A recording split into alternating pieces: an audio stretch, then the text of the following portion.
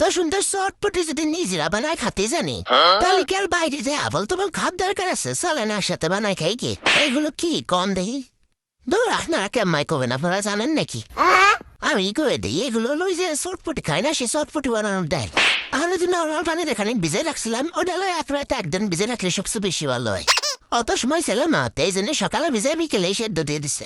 বাইরে কঠিন বৃষ্টি হচ্ছে শালা গেছিলাম একটু বৃষ্টি ঢাল লেগে কিন্তু শালা এত জোরে বিদ্যুৎ চমকাইছে ভয়তে ধরেছিল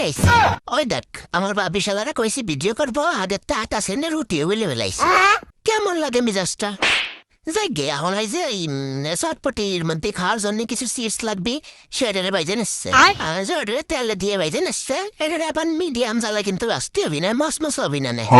তারপরে যে 8 বছর ধরে বাজার পরে যখন দেখুন যে কালারটা লাল লালে আইছে তখনই শালারা নেবেন উঠে এখন চটপটিতে দেওয়ার লাগে আর কি কি লাগবে সেইগুলো রাখছে যে বেহেন হেনে শুষা কেটে রাখছে কাঁচা পিঁয়াজ দুশ শালা কাঁচা পিঁয়াজ কি পিঁয়াজ তো কাঁচাই হয় কাঁচা মরিচ দুটো দিয়ে মারলো তেতেলের টপ আর এদিকে যে ডালটাও খুব সুন্দর মতো সেদ্ধ হয়ে গেছে এখন হলো শালা গোটা গুটির পালা এখন এই ওর মধ্যে দিয়ে দিল একটু গুঁড়ো মরিচ তারপরে টেস্ট সল্ট তারপর চটপটে মশলা